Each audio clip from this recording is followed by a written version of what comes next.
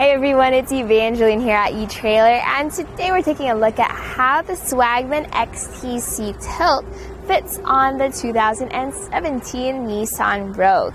So seeing these two together, there's some things I like to bring up. This is an affordable entry-level bike rack, and it works great with carrying around your bike safely and securely. Plus, you have a good tilt mechanism.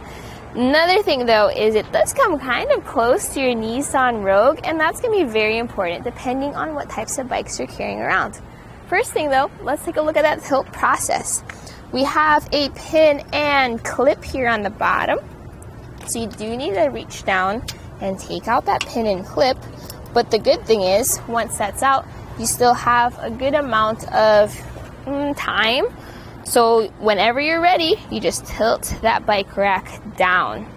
And then once that's tilted down, you're then able to open up your hatch. So see here, we have an okay amount of clearance between our door, our pedals, and our handlebars. We can scooch in here, grab whatever we need, maybe take our shoes off after a ride.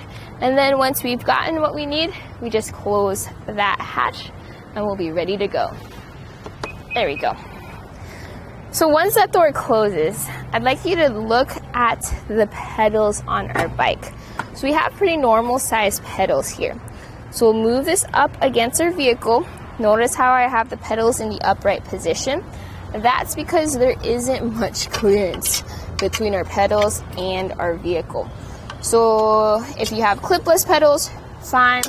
Larger pedals, definitely take those measurements. So a quick measurement here is from our bike rack, or from our bumper to where our wheel, outside of our wheel is 7 3/4 inches. So that should help you out with figuring out if this is going to work for you. Now we are going to take our bike off. So there's 1, 2, 3 touch points. 2 of them are the wheel straps. In fact, I'll start taking them off now. This is an upgrade from the Swagman XC.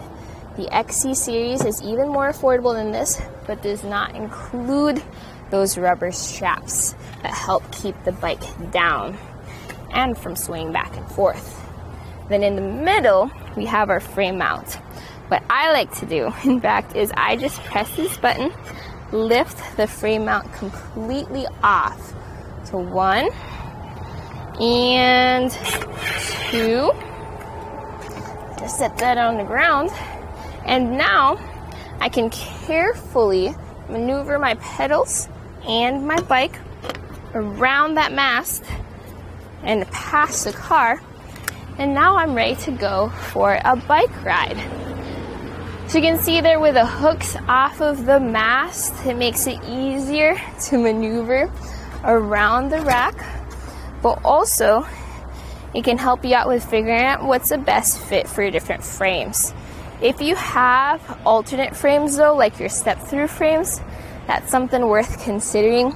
You may need to use a frame adapter bar to use this frame hook design.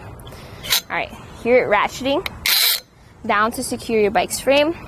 Some of Swagman's bike racks have lockable frames. This does not have that feature. So if you want to secure your bikes, you are going to have to get a separate cable lock to do so. Now this can also be made a bit more portable, and I'll show you that in a second. First is going to be the length added to the back of our car. So from our bumper to the end of the rack, that's 18.5 inches. Very compact. You can bring this mast down or just tilt the whole thing away if you want to open up the hatch. But if you need to store this inside your garage, you just pull those pins, lift up on those trays, and do the same thing on the other side. Now this is a feature because if you have limited space inside your garage, or if you want to carry around your bike rack inside your trunk until you get to your destination, this is a great way to do so. In fact, while we're down here, let's talk about how this fits into the hitch receiver. So our Nissan Rogue did not have a hitch receiver. This was added to it. Use our fit guide to help you out. We use a 3/4 inch socket to secure the bike rack to the hitch, And this has an 1.25" shank. So no matter which hitch receiver you do get, you do know it is going to fit it.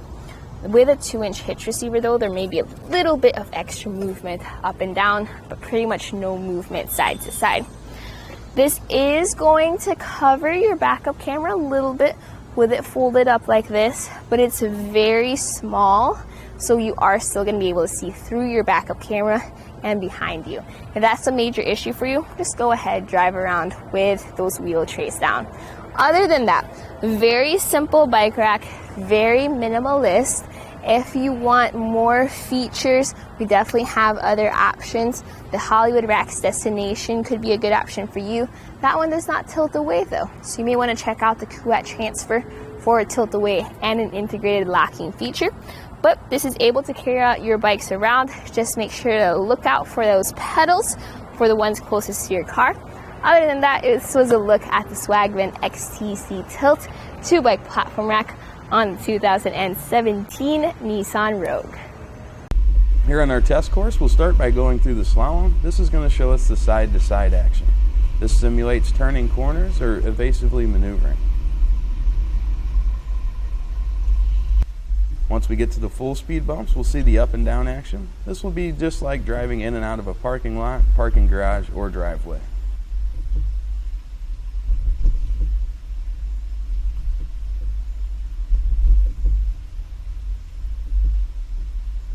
Once we get to the alternating speed bumps, we'll see the twisting action.